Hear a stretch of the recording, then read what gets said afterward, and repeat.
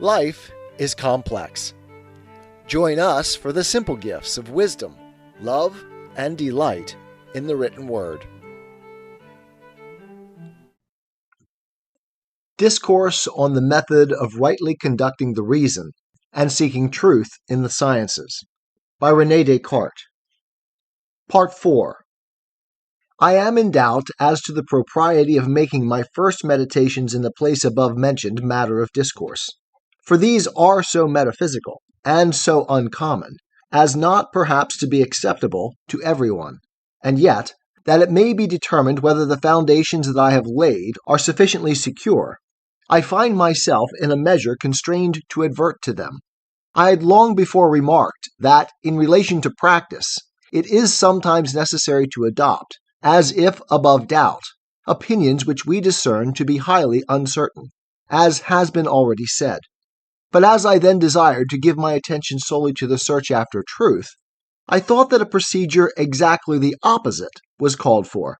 and that I ought to reject as absolutely false all opinions in regard to which I could suppose the least ground for doubt,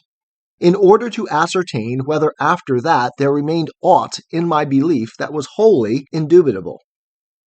Accordingly, seeing that our senses sometimes deceive us, I was willing to suppose that there existed nothing really such as they presented to us. And because some men err in reasoning, and fall into paralogisms, even on the simplest matters of geometry, I, convinced that I was as open to error as any other, rejected as false all the reasonings I had hitherto taken for demonstrations. And finally, when I considered that the very same thoughts which we experience when awake may also be experienced when we are asleep, while there is at that time not one of them true,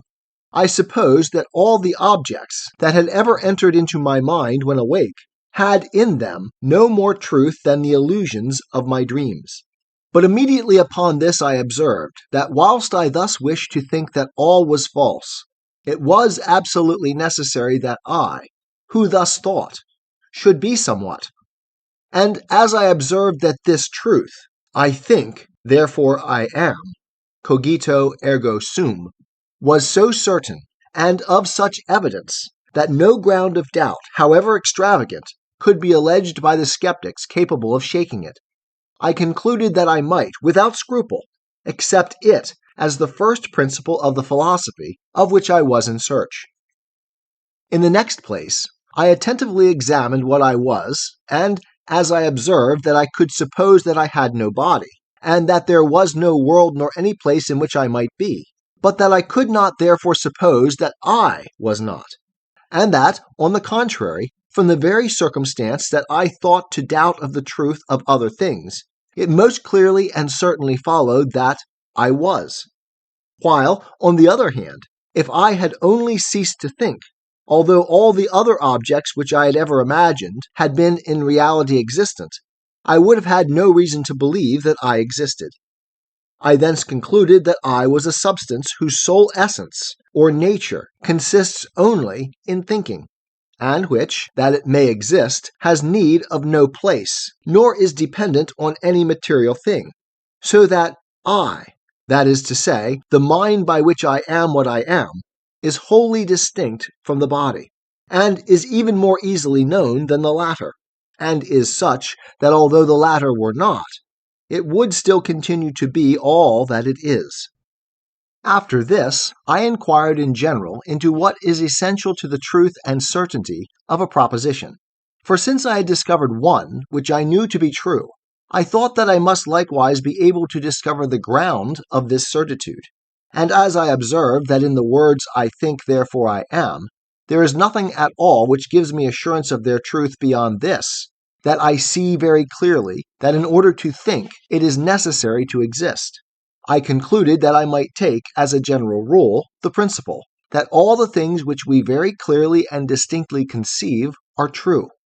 only observing, however, that there is some difficulty in rightly determining the objects which we distinctly conceive. In the next place, from reflecting on the circumstance that I doubted, and that consequently my being was not wholly perfect, for I clearly saw that it was a greater perfection to know than to doubt, I was led to inquire whence I had learned to think of something more perfect than myself, and I clearly recognized that I must hold this notion from some nature which in reality was more perfect. As for the thoughts of many other objects external to me, as of the sky, the earth, light, heat, and 1,000 more, I was less at a loss to know whence these came.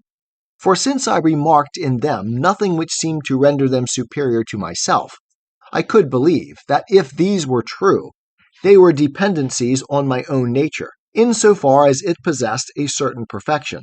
and if they were false, that I held them from nothing, that is to say, that they were in me because of a certain imperfection of my nature. But this could not be the case with the idea of a nature more perfect than myself, for to receive it from nothing was a thing manifestly impossible. And because it is not less repugnant that the more perfect should be an effect of and dependence on the less perfect, than that something should proceed from nothing, it was equally impossible that I could hold it from myself. Accordingly, it but remained that it had been placed in me by a nature which was in reality more perfect than mine, and which even possessed within itself all the perfections of which I could form any idea, that is to say, in a single word, which was God. And to this I added that since I knew some perfections which I did not possess, I was not the only being in existence. I will here, with your permission, freely use the terms of the schools. But, on the contrary, that there was of necessity some other more perfect being upon whom I was dependent, and from whom I had received all that I possessed. For if I had existed alone, and independently of every other being, so as to have had from myself all the perfection, however little, which I actually possessed, I should have been able, for the same reason, to have had from myself the whole remainder of perfection,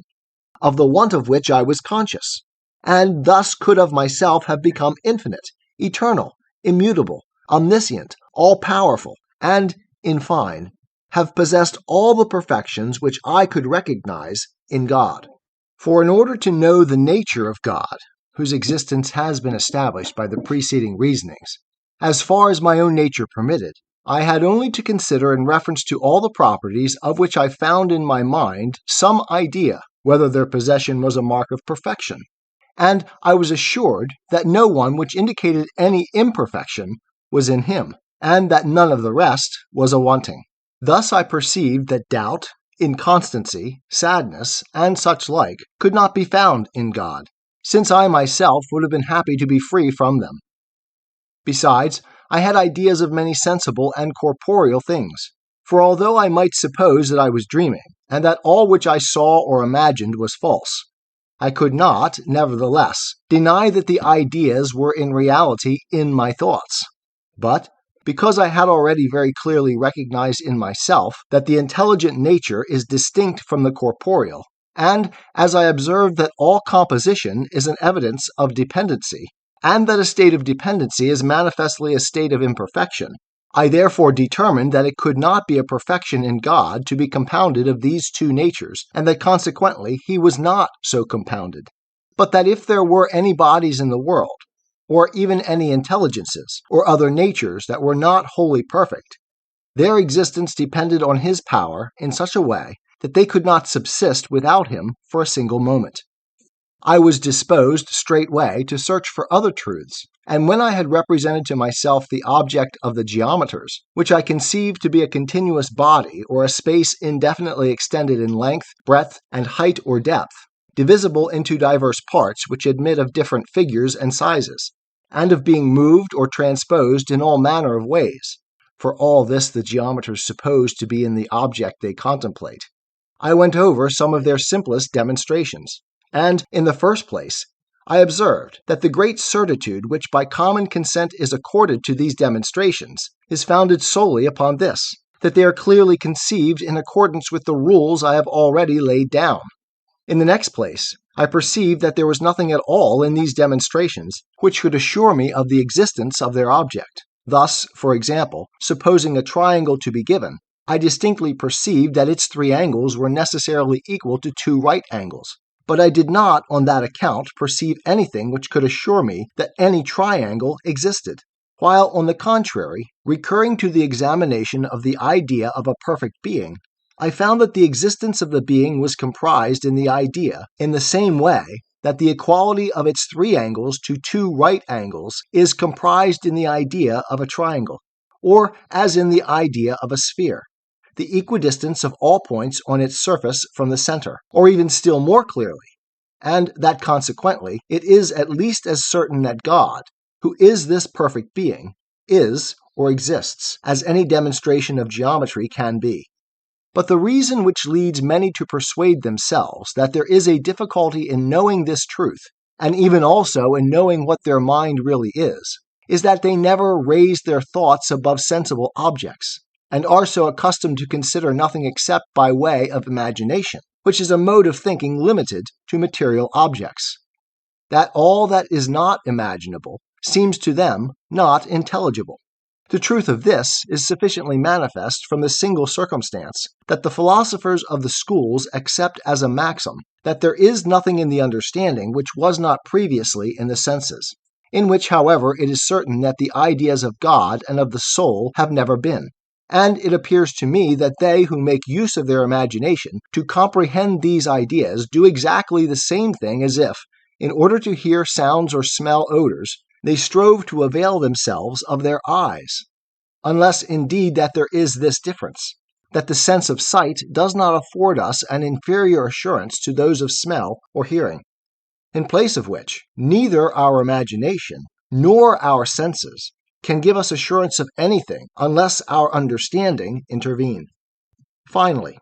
if there be still persons who are not sufficiently persuaded of the existence of God and of the soul by the reasons I have adduced, I am desirous that they should know that all the other propositions, of the truth of which they deem themselves perhaps more assured, as that we have a body, and that there exist stars and an earth, and such like, are less certain. For although we have a moral assurance of these things, which is so strong that there is an appearance of extravagance in doubting of their existence, yet at the same time no one, unless his intellect is impaired, can deny, when the question relates to a metaphysical certitude, that there is sufficient reason to exclude entire assurance, in the observation that when asleep we can in the same way imagine ourselves possessed of another body, and that we see other stars and another earth, when there is nothing of the kind. For how do we know that the thoughts which occur in dreaming are false, rather than those other which we experience when awake, since the former are often not less vivid and distinct than the latter? And though men of the highest genius study this question as long as they please, I do not believe that they will be able to give any reason which can be sufficient to remove this doubt, unless they presuppose the existence of God. For, in the first place, even the principle which I have already taken as a rule,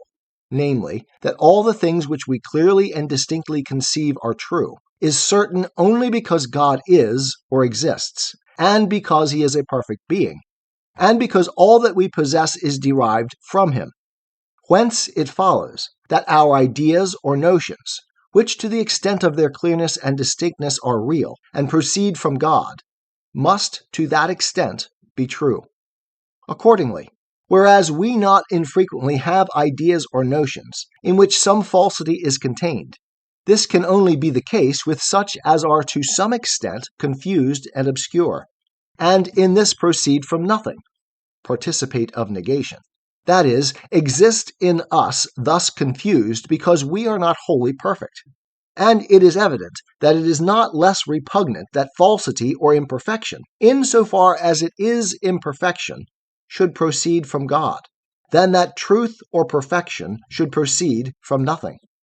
But if we did not know that all which we possess of real and true proceeds from a perfect and infinite being, however clear and distinct our ideas might be, we should have no ground on that account for the assurance that they possess the perfection of being true.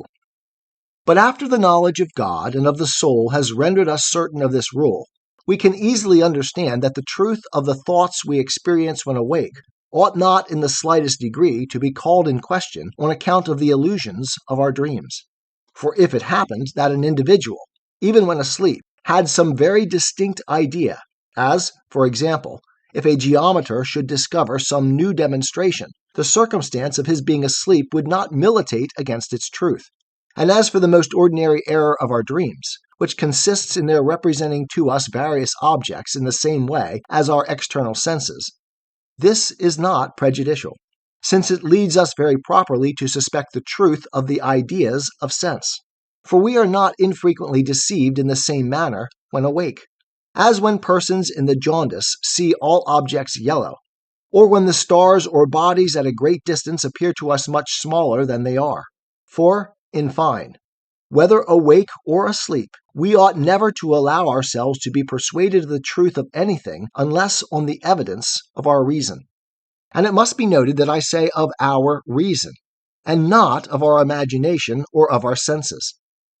Thus, for example, although we very clearly see the sun, we ought not therefore to determine that it is only of the size which our sense of sight presents. And we may very distinctly imagine the head of a lion joined to the body of a goat, without being therefore shut up to the conclusion that a chimera exists. For it is not a dictate of reason that what we thus see or imagine is in reality existent, but it plainly tells us that all our ideas or notions contain in them some truth. For otherwise it could not be that God, who is wholly perfect and veracious, should have placed them in us. And because our reasonings are never so clear or so complete during sleep as when we are awake, although sometimes the acts of our imagination are then as lively and distinct, if not more so, than in our waking moments, reason further dictates that since all our thoughts cannot be true because of our partial imperfection, those possessing truth must infallibly be found in the experience of our waking moments, rather than in that of our dreams. 'Tis the gift to be simple, 'tis the gift to be free, 'tis the gift to come down where we ought to be, and when we find ourselves in the place just right, 'twill be in the valley of love and delight.